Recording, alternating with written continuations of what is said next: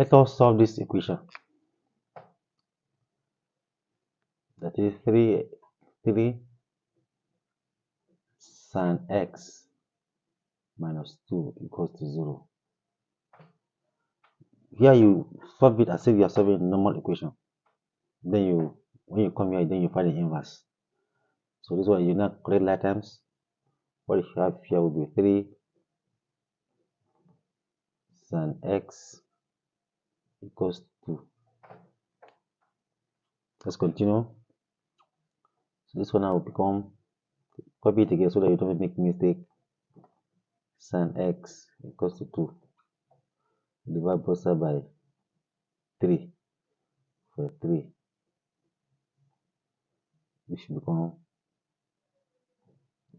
sin x will be equals to 2 over 3. But remember, we are asked to solve.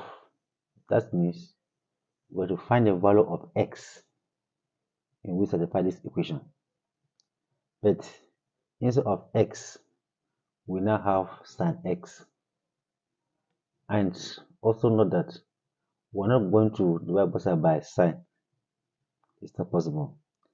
What you do now, you now find the inverse of it.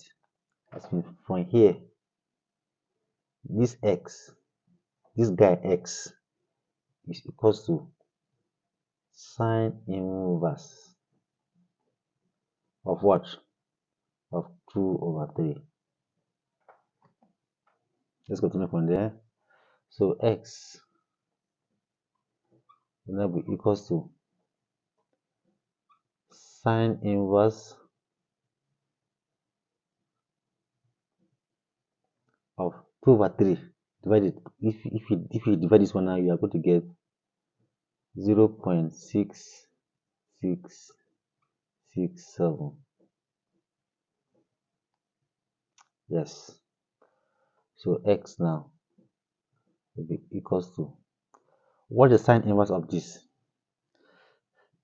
This sine inverse can be obtained by either going into the four-figure table.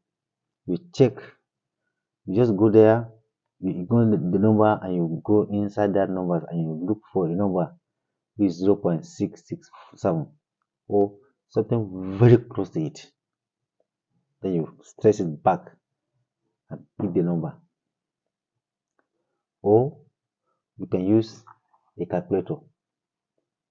You go to the calculator, you go to sign. Before you press sign, you press shift.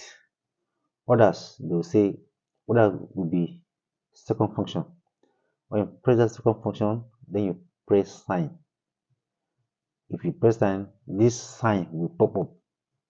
This sign will pop up. Sign inverse will pop up.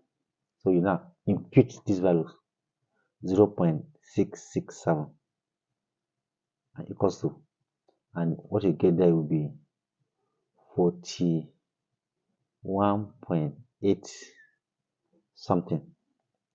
So let us approximate it now. So x will be equals to, will be approximately 42 degrees. And that is the final answer.